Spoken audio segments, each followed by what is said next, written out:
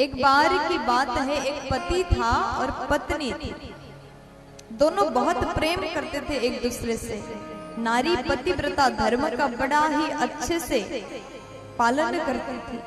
और एक दिन उसके पति बाहर से आए काम करके, दिन भर काम करके जैसे घर में आए थके हुए थे, पत्नी के गोद पर सिर रखा, सो गए, नींद लग गई। और उस दंपति के एक छोटा सा बालक था जो कि बहुत छोटा था, घुटनों से चलता था, अच्छे से चल भी नहीं पाता था। तो वो बालक चलते चलते आग के पास में चला गया।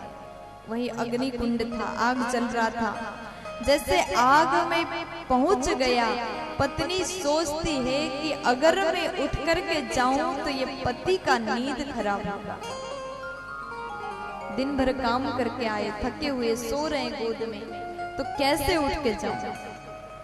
अगर उठ के नहीं जाऊं तो मेरा बालक जल जाएगा। तब ऐसे परिस्थिति में उस नारी ने, उस पतिव्रता नारी ने हाथ जोड़ करके ईश्वर से प्रार्थना किया, हे प्रभु, मैं अपने धर्म का पालन कर रही हूँ, पतिव्रता धर्म का पालन कर रही हूँ, और मेरे बच्चे की रक्षा करना आपका धर्म है। 2 घंटे बाद पति नींद से जगा और पत्नी दौड़ करके जैसे गई, अग्नि के बीच में वो बालक खेल रहा था।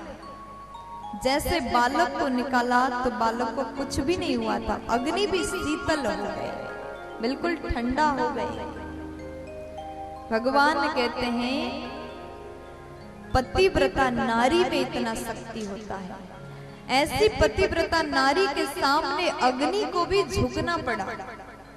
इसलिए हे देवियों, आप यहाँ से चले जाओ, अपने धर्म का पालन करो। अब यहाँ पर गोपियां जवाब देती है, भगवान से कहती, प्रभु हम भी कुछ कहना चाहते हैं, आप सुनेंगे? तब भगवान बोले कि बताओ क्या कहना चाहते हैं।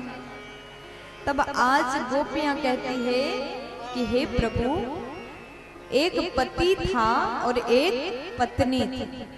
दोनों बहुत प्रेम करते थे एक दूसरे से।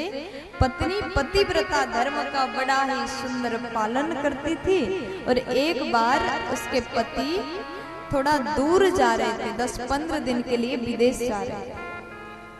अब ये पतिव्रता नारी कहती, आपको खिलाए बिन मैं भोजन भी नहीं करती, रोज आपको भोजन कराती हूँ, उसके बाद ही मैं करती हूँ, अगर आप चले जाओगे तो मैं क्या करूंगी? तब पति ने अपना एक तस्वीर दिया, फोटो दिया, इसको तुम अपने पति मान करके सेवा करो, पूजा करो, भोजन कराओ, फिर उसके बाद आप अपना काम करना, अपना भोजन करना। रोज ये पतिव्रता नारी ऐसा ही कर रही, तस्वीर वाले पति को ही अपना पति मान करके सेवा करती।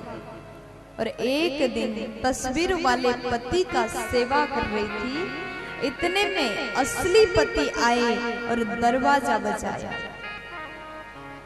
दरवाजा जैसे बजाया तो हुआ क्या, ये पत्नी सोचती, अगर मैं जाकर के दरवाजा खोल दूं तो ये तस्वीर वाले पति का सेवा टूट जाएगा, मेरा पतिव्रता धर्म भंग हो जाएगा। अगर नहीं जाऊं तो असली पति बाहर खड़े हैं, दरवाजे पर खड़े हैं। तब यहाँ गोपियां कह रही हैं, प्रभु ऐसे अवस्था में उस पतिव्रता नारी को क्या करना चाहिए? आप तो सब जानते, आप बता दीजिए। भगवान बोले, बस इतनी सी बात, ऐसे अवस्था में उस नारी को जाकर के दरवाजा खोल देना चाहिए। जबकि असली पति आ चुके हैं, असली पति दरवाजे पर खड़े हैं, तो तस्वीर वाले नकली पति का क्या करना? अब जैसे गोपियों ने इतना कहा, भगवान ने इतना कह दिया, गोपियां कहती, प्रभु आपने तो अपने ही मुंह से न्याय निकाला, न्याय कर दिया आपने। अब भगवान बोले, वो कैसे? तब गोपियां कहती, प्रभु हम भी तो यही आपको समझाना चाहते हैं, जब संसार के पति, विश्व के ब्रह्मांड के स्वामी आप हमारे सामने हैं, तो संसार वाले नकली पति का क्या करना? जब असली मिल जाए तो नकली का क्या करना? हे प्रभु, हम आपको यही बताना चाह रहे हैं, आप तो असली पति हैं। देखो, नारी के ही पति नहीं होते, पुरुष के भी पति होते। पति का अर्थ क्या है? मालिक, स्वामी। और पुरुष के भी मालिक, सबके मालिक, सबके स्वामी कौन है?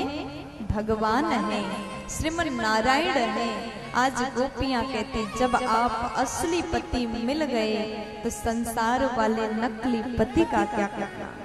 जो संसार के लोग होते हैं, संसारिक पति होते हैं, वो तो पंच भौतिक एक शरीर है।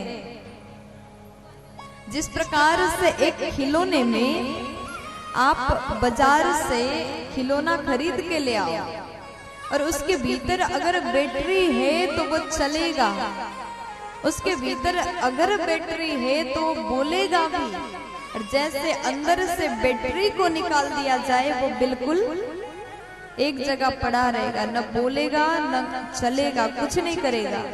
उसी प्रकार परमात्मा के बनाए हुए हम सब एक खिलौने हैं और हमारे भीतर श्वास रूपी बैटरी भगवान ने भर दिया।